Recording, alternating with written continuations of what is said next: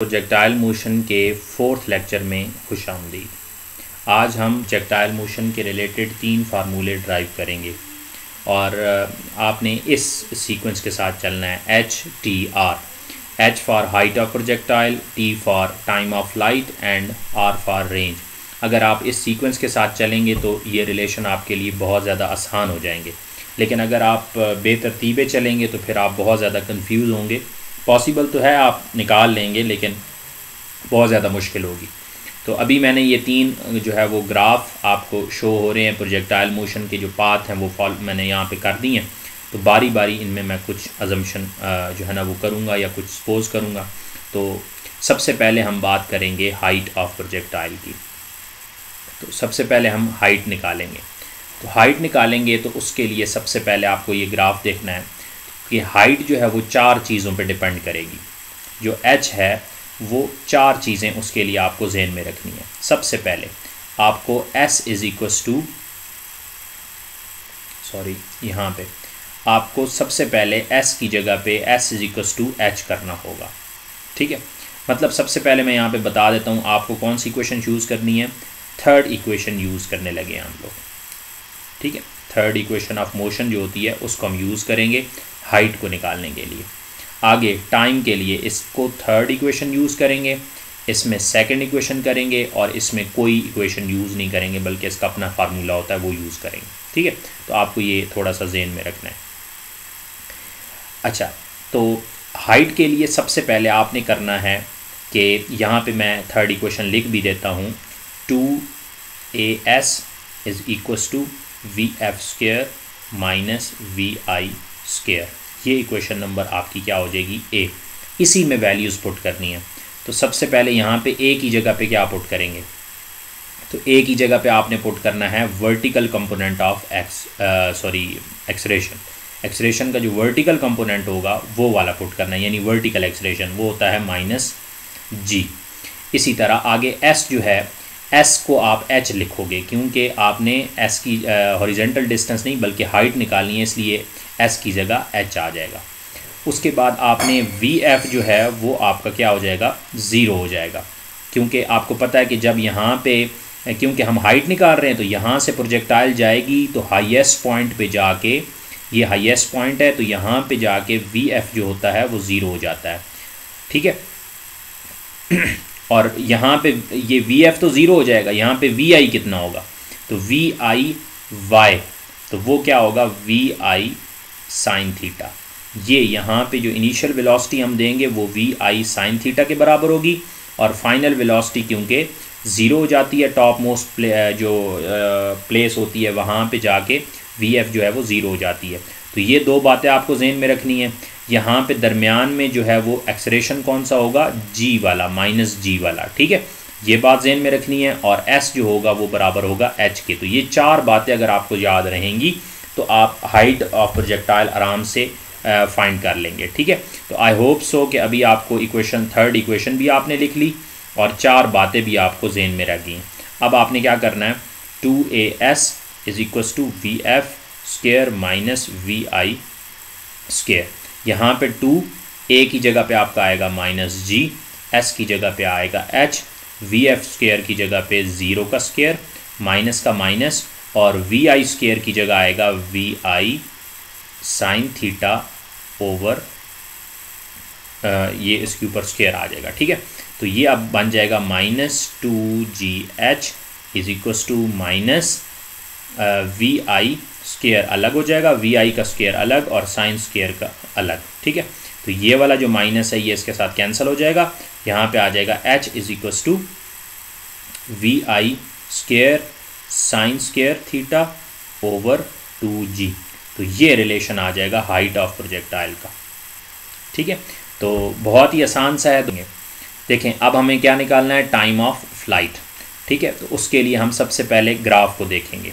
देखें time of flight के लिए आपने सपोज करना है कि ये जो यहाँ पे हमने, क्योंकि फ़्लाइट क्या होती है, फ़्लाइट का मतलब होता है हाइट। ठीक है, तो इसका बिल्कुल तकरीबन वही चीज़ें होंगी जो पिछले वाले में थी। तो आपका यहाँ पे कौन सा इनिशियल कौन सा VY वाला होगा, उसके बाद एक्सरेशन यहाँ पे क्या होगा, AY वाला होगा। ठीक है, और उसके बाद जो है वो एस कितना होगा, एस आपका क्या हो जाएगा, 0 पुट करना है। वहाँ पे S is equal to H put किया था ना, क्योंकि हमें एच निकालना था। लेकिन यहाँ पे आपका ट्विस्ट यही है, यहाँ पे उसमें और इसमें ये फ़र्क है कि S is equal to 0 put करना है आपने, ठीक है।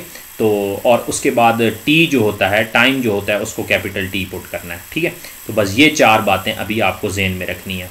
अब हम कौन सी इक्वेशन यूज़ करेंगे, सेकेंड इक्वेशन यूज़ करेंगे। तो S is equal to V I T plus half A T square. तो देखें एस की जगह पे आपने क्या पुट करना है, 0 पुट करना है। इस वी आई की जगह क्या पुट करेंगे, वी आई साइन थीटा, ठीक है, वी आई साइन थीटा। और टी की जगह कैपिटल टी माइनस, क्योंकि चलें यहाँ पे मैं प्लस लगा देता हूँ, फिर आपको शायद समझ ना आए डायरेक्ट से, यहाँ पे माइनस जी और यहाँ पे कैपिटल टी। अच्छा, अब दोबारा मैं इसको ज़रा थोड़ा सा कर लेता हूँ सॉल्व। साइन थीटा टी, और ये जो माइनस है ये बाहर जब मल्टीप्लाई होगा तो minus half G capital T square. तो ये आपका रिलेशन आ गया। अब देखें ज़रा गौर करें यहाँ पे कि जो माइनस वाला है उसको आप पॉजिटिव करने के लिए दूसरी साइड पे ले जाएं। तो क्या बन जाएगा, हाफ जी कैपिटल टी का square equals to V I sine theta capital T. तो टी और टी स्क्वायर से कैंसिल हो जाएगा, तो यहाँ पे सिर्फ टी रह जाएगा, तो टी यहाँ पे रह जाएगा। और ये जो दो चीज़ें जो डिवाइड हो रही है वहाँ पे जाके 2vi साइन थीटा, और जो उधर मल्टीप्लाई हो रही है वो जाके डिवाइड हो जाएगी।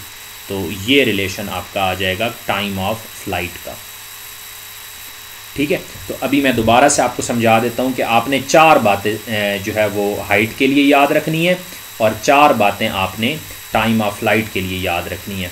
4 बातें कौन सी, सबसे पहले वी आई यानी initial velocity V I sine theta होगी, और इसमें भी वी आई साइन थीटा होगी। इसमें जो एक्सलेरेशन है वो ग्रेविटेशनल एक्सलेरेशन वर्टिकल होगा माइनस जी सॉरी, और यहाँ पे भी ए वाई होगा। यहाँ पे वी एफ 0 करना है, यहाँ पे एस 0 करना है, क्योंकि हमने एस पे बात नहीं कर रहे, ठीक है। तो ये 4 बातें आपने, और यहाँ पे थर्ड इक्वेशन यूज़ करोगे, यहाँ पे सेकंड इक्वेशन यूज़ करोगे, तो ये जो है वो हमारा रिलेशन आ जाएगा। ये हमारा तीसरा जो रिलेशन है वो है रेंज का। रेंज होता है पॉइंट ऑफ लॉन्चिंग से लेके पॉइंट ऑफ लैंडिंग तक जो हॉरिजॉन्टल डिस्टेंस होता है, इसको रेंज कहा जाता है, ठीक है। तो रेंज के लिए आपने जो है वो 2 बातें ज़हन में रखनी है। सबसे पहले आपको इनिशियल वेलोसिटी कौन सी देंगे, क्योंकि रेंज क्या होती है, हॉरिजॉन्टल डिस्टेंस होता है ना। तो आपको क्या निकालना है, तो वी आई एक्स आप यूज़ करोगे। तो वी आई एक्स क्या होगा, वी आई कॉस थीटा। एक इक्वेशन आप ये वाली यूज़ करोगे, ठीक है। दूसरी टाइम ऑफ फ्लाइट, देखें इनिशियल वेलोसिटी और टाइम ऑफ फ्लाइट कितना है आपके पास, अभी आपने रिलेशन निकाला है 2vi साइन थीटा ओवर जी। तो ये इक्वेशन नंबर 2 आ जाएगी। तो ये जो 2 रिलेशंस हैं इनको आपने यूज़ करना है, ठीक है। वी आई एक्स वाला और टी वाला, इन 2 रिलेशंस को आप यूज़ करके रेंज ऑफ प्रोजेक्टाइल निकालोगे। तो रेंज ऑफ प्रोजेक्टाइल किसके बराबर होता है, average velocity multiply by time यहाँ पे टाइम ऑफ फ्लाइट हो जाएगा, ठीक है।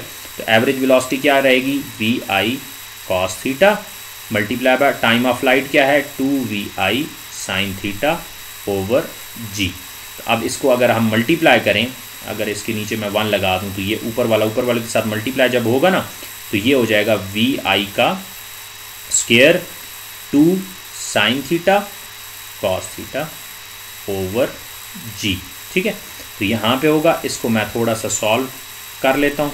तो ये हो जाएगा वी आई स्क्वायर और 2 साइन थीटा कॉस थीटा किसके बराबर हो जाएगा, साइन 2 थीटा के ओवर जी, ठीक है। तो ये रेंज ऑफ प्रोजेक्टाइल आ गया, ठीक है। तो this is the these are the 3 relations of for the projectile motion.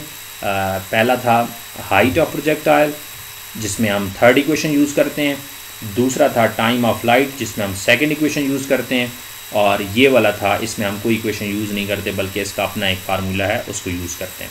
अब मैं आपको थोड़ा सा बोर्ड की तरफ लेके चलता हूँ कि वहाँ पे हमने क्या किया, थोड़ा सा ओवरव्यू है, इसको देख लें। और इसमें ना यहाँ पे इन तीनों में ना मैंने कोई गलती की हुई है, ठीक है। तो आपने उस गलती को जो है ना वो ढूंढना है और फिर मुझे बताना है कि आपने सर ये वाली गलती की है। ठीक है, आपने मेरे से पहले ढूंढना है। इन तीनों कॉलम्स में कोई ना कोई गलती है। अब नेक्स्ट वीडियो जो होगी वो प्रोजेक्टाइल मोशन के जो इम्पॉर्टेंट पॉइंट्स हैं ना उनके ऊपर मैं बनाऊंगा, और उसके बाद फिर आपको प्रोजेक्टाइल मोशन का तकरीबन सारा कॉन्सेप्ट जो है वो समझ आ जाएगा।